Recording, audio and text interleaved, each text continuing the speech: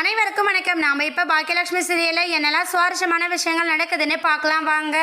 நம்ம எழிலுக்கு வீட்டில் நடந்துக்கிட்டு இருக்கிற ப்ராப்ளம் எல்லாமே தெரிய வருது. தெரிய வந்த எழில் என்ன பண்ணுறாருன்னா நேராக வீட்டுக்கு வராரு. வீட்டுக்கு வந்ததுமே அம்மா என்னாச்சுமா, ஏன் இனியாவை காம்படிஷனில் கலந்துக்க வேண்டான்னு சொல்கிறீங்க அப்படிங்கிற மாதிரி நம்ம எழில் கேட்க உடனே பாக்கியம் வந்து இல்லைடா எழில், தேவையில்லாத ப்ராக்டிஸ் அப்படி இப்படின்னு அன்டைமில் போக வேண்டியதாக இருக்கும். அது தேவையில்லாத இனியோட லைஃபுக்கு தான் ப்ராப்ளம். அவள் எந்த நல்லதையும் பண்ண வேணாம், எந்த கெட்டதும் வராமல் இருந்தாலே நமக்கு சந்தோஷம் அப்படிங்கிற மாதிரி நம்ம பாக்கியா வந்து எடுத்து சொல்கிறாங்க. இதை அக்செப்ட் பண்ணிக்கிறாரு நம்ம எழில்.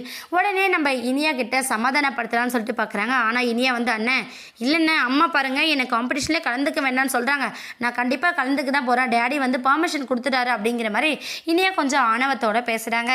இன்னொரு பக்கம் தாத்தா இறந்ததுக்கப்புறம் எழில் வீட்டில் இல்லை அப்படிங்கிறத பக்கத்து வீட்டுக்கார் சொல்லி கிண்டல் பண்ண விஷயத்தை பற்றி நம்ம செல்வி வந்து எழில் கிட்ட சொல்லிடுறாங்க. இதனால எழில் வந்து ரொம்ப கடுப்பாகிறாரு. என்னம்மா, அக்கம் பக்கத்தில் இருக்கிறவங்களுக்கு இதுதான் வேலையா? நீ வந்து எதை பண்ணாலும் ஒரு நியாயம் இருக்கும், அதில் எல்லாரோட சந்தோஷமும் அடங்கியிருக்கும் அப்படிங்கிறது நம்ம எல்லாருக்கும் தெரியும். அடுத்தவங்க சொல்கிறத நினச்சி நீங்கள் ஒன்றும் கவலைப்படாதீங்க அப்படின்னு சொல்லிட்டு பாக்கியாவுக்கு ஆறுதல் சொல்கிறாங்க. அந்த டைமில் நம்ம செல்வி என்ன பண்ணுறாங்கன்னா, இது மட்டும் சொல்லலை தம்பி, பாட்டி வெளியில் போகிறதெல்லாம் சேர்த்து கிண்டல் பண்ணிக்கிட்டு இருக்காங்க அவங்க அப்படிங்கிறத சொல்கிறாங்க. உடனே செல்லியன் ரொம்ப கோவப்படுறாரு. என்னம்மா சொல்கிறீங்க, இதெல்லாம் கேட்டு நீங்கள் ஏன் அமைதியாக இருந்தீங்க, என்கிட்ட ஒரு வார்த்தை கூட சொல்லலை அப்படிங்கிற மாதிரி ரொம்ப ஆஷா பேசுகிறாரு. இன்னொரு பக்கம் நம்ம செல்லியன் ரொம்ப மன வருத்தத்தோடு இருக்காரு. பிஸ்னஸையும் கவனிக்க முடியல, வீட்டில் ஃபேமிலியும் மெயின்டைன் பண்ண முடியல அப்படிங்கிற எல்லாத்தையுமே நம்ம பாக்கியா புரிஞ்சுக்கிறாங்க. பசங்க தேவையில்லாத எல்லா பிரச்சனையும் தலையில் போட்டுக்கிறாங்க அப்படின்னு சொல்லிட்டு நிறைய விஷயத்தை பற்றி அவங்க ஷேர் பண்ணிக்காமல் மனசுக்குள்ளே போட்டு குமரிக்கிட்டு இருக்காங்க. அது மட்டும் இல்லாமல் செல்லியனுக்கு ஆஃபீஸில் என்ன ப்ராப்ளமாக இருந்தாலும் அந்த ப்ராப்ளத்தை ஃபேஸ் பண்ணுறதுக்காக நம்ம ஜெனி எப்போவுமே கூட செல்லியனுக்கு சப்போர்ட்டிவாக இருக்காங்க.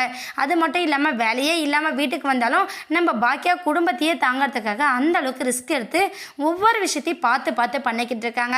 இதை புரிஞ்சுக்கிட்டா செல்லியன் கண்டிப்பாக இன்னொரு தடவை ட்ரிங்க் பண்ணிவிட்டு வீட்டுக்கு வர மாட்டார். அது மட்டும் இல்லாமல் நம்ம பண்ணது ரொம்ப பெரிய தப்பு அப்படிங்கிறதையும் செல்லியன் ரொம்ப நல்லாவே உணர்ந்துட்டார்.